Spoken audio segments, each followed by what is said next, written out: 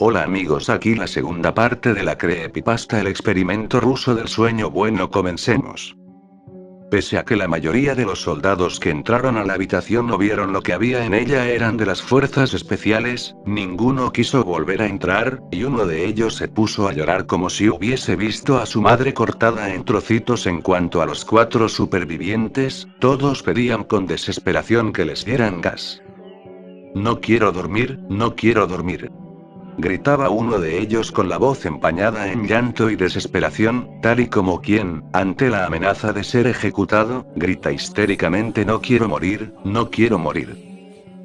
Y es que todos querían estar despiertos, esa era su adicción, eso era lo único que importaba. La dignidad, la esperanza, las memorias del pasado, todo se había hundido, el sentido de la vida se había reducido a la persecución desesperada de mantener los ojos abiertos, y el cerebro activo, no ya para pensar la realidad u orientarse en esta, sino porque, la sensación de vitalidad propia de estar bien despierto, había pasado a tener el valor de la vida misma.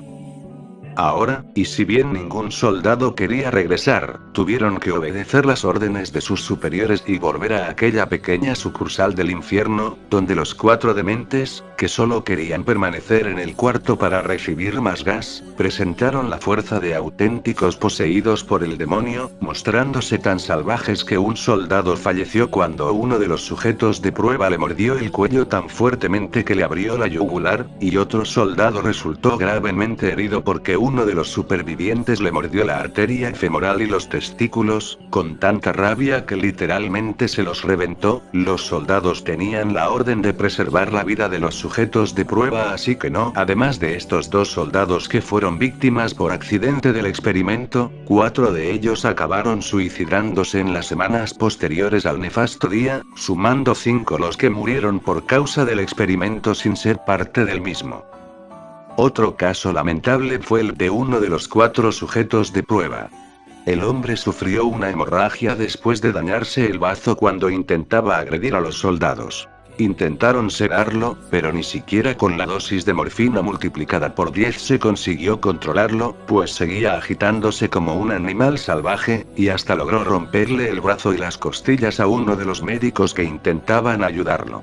Habiendo roto los amarres y estando fuera de sí, el sujeto fue acorralado en una esquina de la sala médica por los soldados. Nadie se le acercaba, todos se limitaban a impedir que la bestia humana cometiera más destrozos.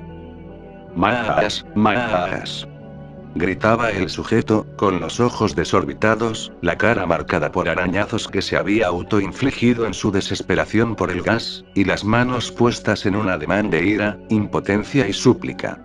Así permaneció por 3 minutos enteros en que su corazón latía al máximo posible. «Más, más». Se escuchaba por toda la sala, primero como un alarido brutal e intimidante, posteriormente como un grito atenuado, después como un murmullo agónico y vencido, y finalmente como una boca abierta de cuyo fondo no salía otra cosa sino el silencio, triste presagio de la muerte que lo tocó cuando se desplomó de improviso.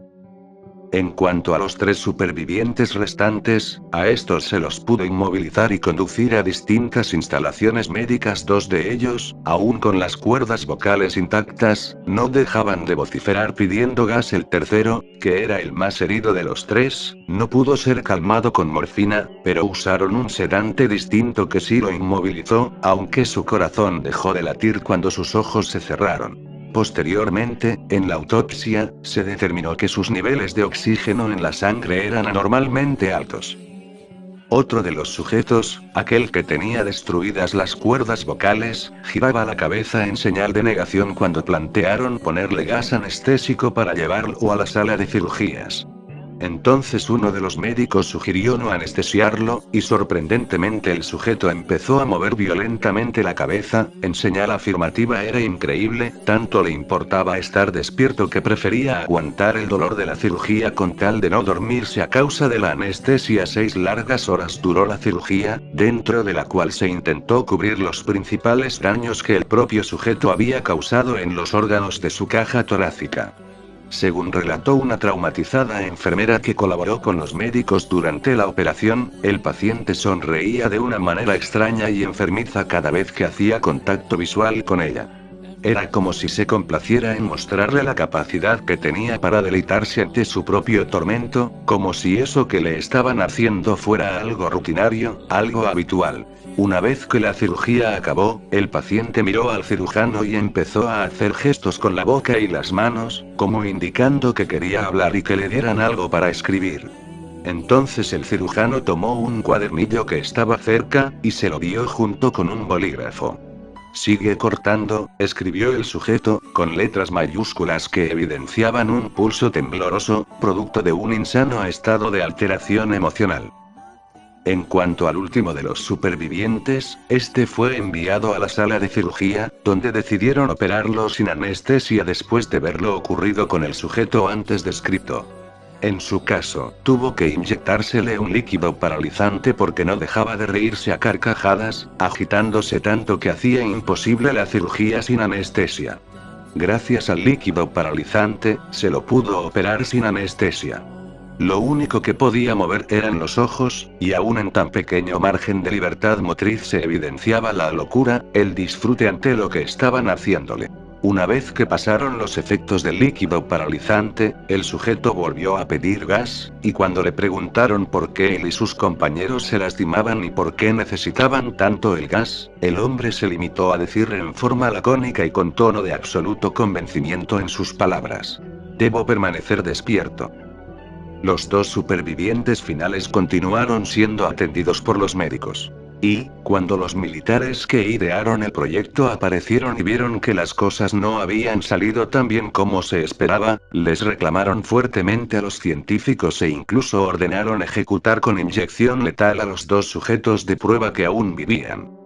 No obstante, antes de que se cumpliese la orden de ejecución, el líder de los militares al mando del proyecto, un ex agente de la KGB, volvió a pensarse la decisión inicial y, viendo potencial en los resultados aparentemente desalentadores, ordenó mantener vivos a los dos supervivientes, a fin de ver qué pasaba si los exponían nuevamente al gas que tanto habían pedido y que hasta el momento se les había negado. Los científicos, traumatizados por su experiencia, se negaron rotundamente y aludieron tanto razones éticas de carácter humanitario, como razones de pura conveniencia personal. Aunque, como era de esperarse, el militar impuso su autoridad. Continúen con el experimento y háganlo bien, si no quieren terminar siendo ustedes los sujetos de prueba. Nadie osó reír. Sabían que para muchos militares soviéticos no representaba nada acabar con una vida humana, e incluso uno de los investigadores, al escuchar las amenazas del comandante, recordó el caso de su primo Yuri, que murió con una bala en el cerebro por negarse a experimentar con un prisionero de guerra nazi. Bueno, esa fue la segunda parte. Si quieres la tercera y última parte de la creepypasta, dale like, comenta y suscríbete. Si gustas que te cuente una creepypasta que te guste, escríbemela en los comentarios. Nos vemos hasta la próxima.